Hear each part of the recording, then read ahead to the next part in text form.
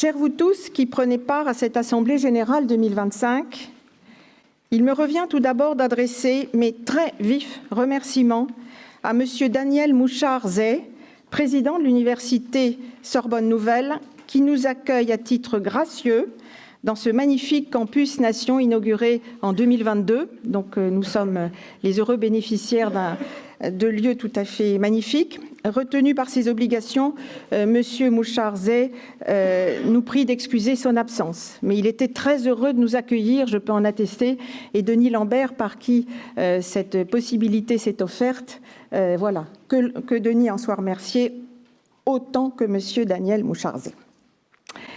Je vous remercie pour votre présence, signe de votre intérêt, de votre engagement et de votre désir en vue d'apporter votre pierre à notre édifice hameaupalien. Vous avez voté l'an dernier le retour à une alternance bisannuelle du Congrès, mais ce n'est pas pour autant que notre réunion d'aujourd'hui ne marquera pas les annales de l'association en élisant au scrutin indirect une nouvelle ou un nouveau président. Nous avons, dans un temps limité, beaucoup à faire jusqu'à la clôture de l'Assemblée générale en début d'après-midi, avant la conférence de Jean-Charles Caillé.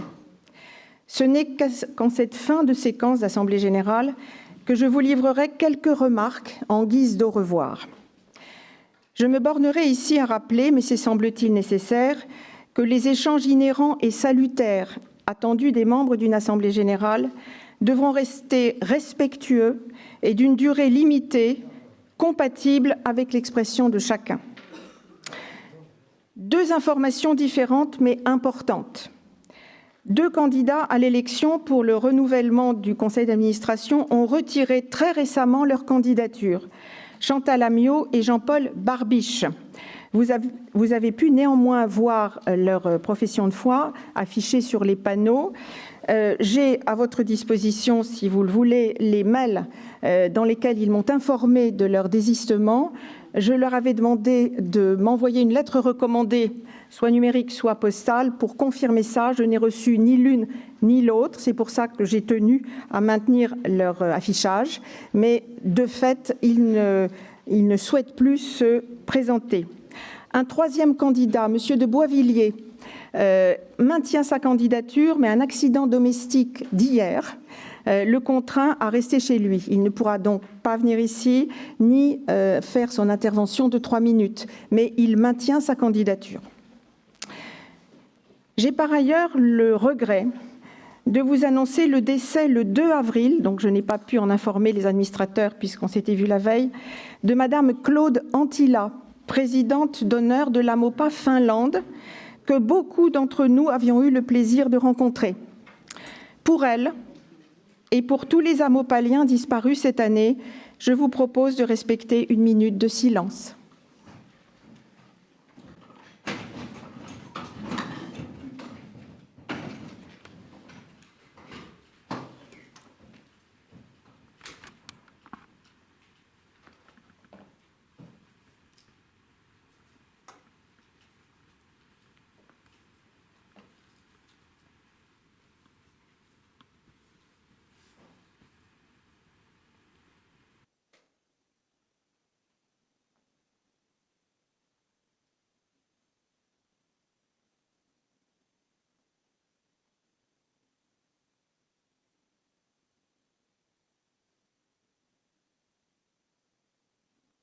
Je vous remercie. Il est temps maintenant d'entendre les rapports statutaires, de vous prononcer sur leur contenu, de voter sur les résolutions avant d'écouter, j'avais indiqué dans mon propos les 18 candidats, donc vous ne pourrez en écouter que 17, pour le renouvellement d'un quart des sièges du conseil d'administration. Je crois qu'est affiché le planning que nous avons commencé à bousculer en commençant un tout petit peu plus tard, mais ça n'est pas grave, et c'était la joie de se retrouver. Voilà, donc je vous propose de commencer, comme il en est coutume, par le rapport moral du président ou de la présidente. Donc je vous le propose, vous l'avez reçu, sans doute, vous l'avez lu peut-être, mais c'est une obligation pour nous de lire, en tout cas le président, le secrétaire général et le trésorier, c'est une obligation pour nous de le prononcer devant vous. Au terme de mon rapport 2023, je formais le souhait de voir la MOPA récolter en 2024 les premiers fruits d'une nouvelle orientation stratégique esquissée au lendemain du Congrès de Genève. Réaffirmer la place nationale et internationale de la MOPA, multiplier ses modes de communication et aller encore plus loin dans le soutien aux ambitions de notre jeunesse, était-ce une utopie irréalisable ou une nécessité urgente ? Malgré les difficultés liées au temps associatif incertain, cette dynamique a pu se déployer et démontrer que l'impossible n'est pas amopalien. Pour réunir notre Assemblée générale 2025, nous serons accueillis, donc nous sommes accueillis en ce moment, dans un lieu qui matérialise symboliquement l'alignement des planètes de notre association. L'Université Sorbonne Nouvelle diffuse à profusion à ses étudiants l'amour des arts, des lettres et des langues, et elle doit à Christian de Portzamparc son campus Nation, site inauguré en 2022, et conçu comme un îlot ouvert, fait d'éléments divers, mais profondément complémentaires, comme une allégorie de la MOPA. Être amopalien, c'est d'abord respecter l'ordre des palmes académiques et ne pas accepter qu'il ne soit pas assez reconnu par les autorités nationales. La MOPA doit en être son porte-drapeau. Je me suis attachée prioritairement à renforcer son image auprès des ordres nationaux et ministériels et des associations de leur décorés. Un lien particulier a été construit avec Monsieur le Grand Chancelier de la Légion d'honneur au fil de plusieurs rencontres qui l'ont conduit à assister en mai 2024 à notre cérémonie solennelle de remise des prix et à nous donner en novembre une très brillante conférence au lycée Henri IV. Les relations avec le président de la SMLH et de l'ANM-ONM sont excellentes et débouchent dans maints départements à une coopération soutenue entre nos sections respectives, en particulier autour de la transmission des valeurs de la République auprès des jeunes. Des contacts avec l'AMOMA et l'Association des médaillés militaires sont prometteurs d'actions communes. L'AMOPA se renforce dans cette union. La reprise de liens réguliers avec le ministère de l'Éducation nationale, maintenue en dépit d'une succession rapide des équipes, a ouvert de nouvelles opportunités longtemps négligées. Jusqu'en 2023, la MOPA ne figurait pas au rang des associations agréées par le ministère, situation paradoxale et incongrue. La constitution d'un lourd dossier numérique a abouti à la décision d'agrément le 4 juillet et à la publication au BON du 12 décembre. Cette procédure a permis de lancer immédiatement une demande de subvention pour 2025. Je rajouterai à ces propos que j'ai été reçue une nouvelle fois au cabinet de Madame Elisabeth Borne ce mercredi dernier, où j'ai eu l'occasion de rencontrer Frédéric Battista, le chef de cabinet, à qui j'ai une énième fois expliqué ce qu'était la MOPA, les actions. Il a pris énormément de notes et je lui ai bien sûr parlé de la subvention qu'il m'a dit suivre de très près. Vous connaissez le contexte financier, je n'ose pas espérer des miracles, mais la démarche a été faite et j'espère qu'elle aboutira un peu, beaucoup ou passionnément. Le rapprochement avec le ministère de l'Europe et des Affaires étrangères s'imposait pour lui notifier l'ampleur de nos actions internationales comme l'ensemble de nos propositions de concours, en particulier Nous l'Europe, de même que le don du livre qui ne cesse d'élargir son champ d'action à de nouveaux pays. Cette reconnaissance a permis de recevoir une généreuse subvention pour organiser en partenariat avec la Fédération internationale des professeurs de français un concours mondial d'éloquence dont la remise des prix s'est tenue en octobre dans le cadre prestigieux du 19e sommet de la francophonie.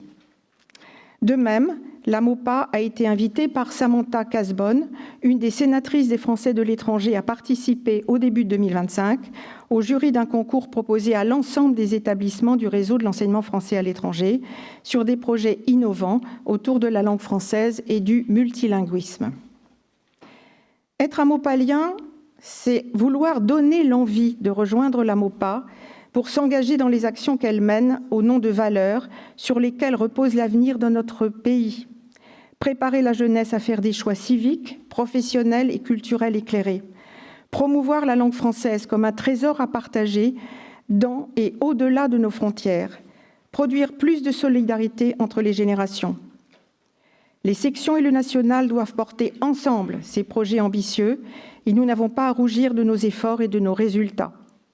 En dépit d'un contexte général très anxiogène, le nombre de nos adhérents en 2024 a très faiblement diminué, moins de 3%, et plusieurs sections de profils divers ont réussi à augmenter leurs effectifs.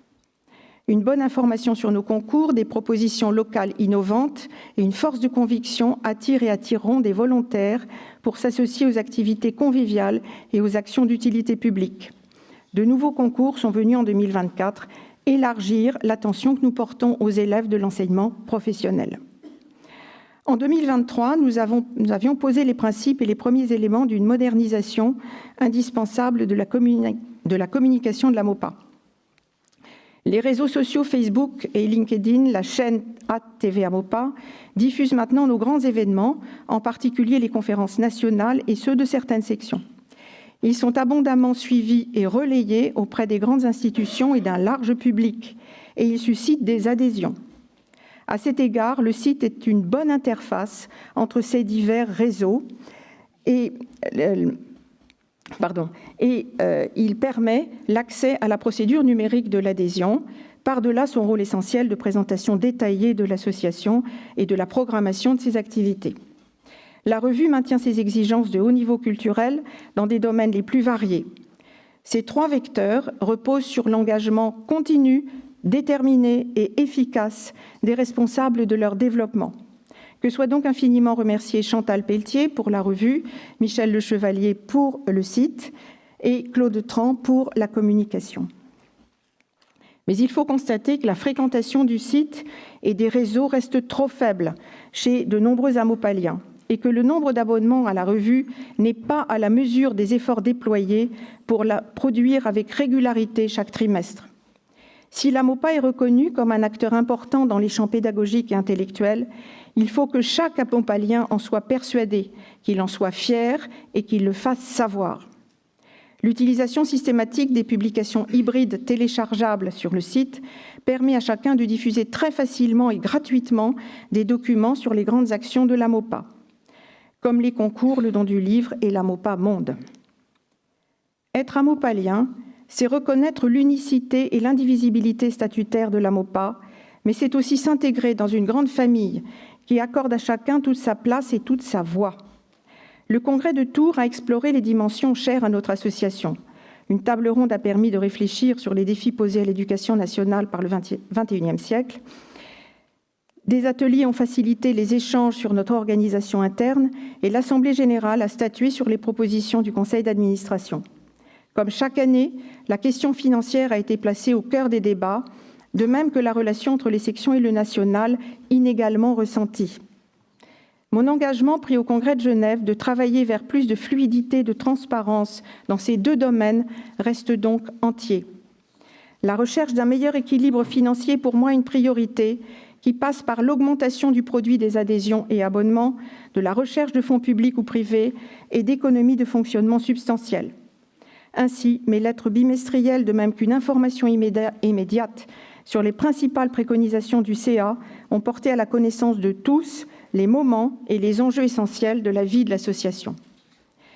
Cette communication doit évidemment se faire dans les 2 sens, et il en va de notre crédibilité auprès de nos ministères de tutelle, que la présidence puisse se porter garante de la régularité du fonctionnement des sections comme du national, sur les plans statutaires et financiers, dans le respect de notre qualité d'association d'utilité publique.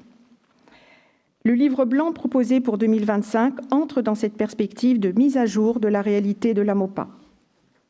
Être amopalien, c'est enfin être joyeux, de donner de son temps pour soutenir des projets au bénéfice de la jeunesse, pour s'enrichir dans le partage culturel et pour prendre en responsabilité sa part dans un vivre ensemble solidaire. À quelques mois de la fin de mon mandat, à quelques heures de la fin de mon mandat, je tiens à remercier chaque membre du Bureau national, chaque administrateur, chaque responsable de section, chaque amopalien pour la confiance qu'ils m'ont accordée. C'est bien une joie de servir et partager la cause de la MOPA. Je vous remercie.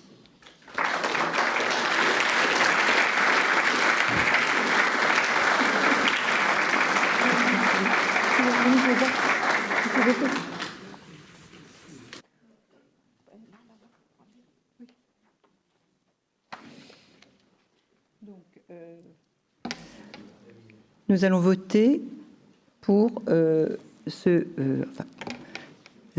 rapport moral. Donc, qui est contre? Y a-t-il des abstentions? Donc, le rapport moral est adopté à l'unanimité.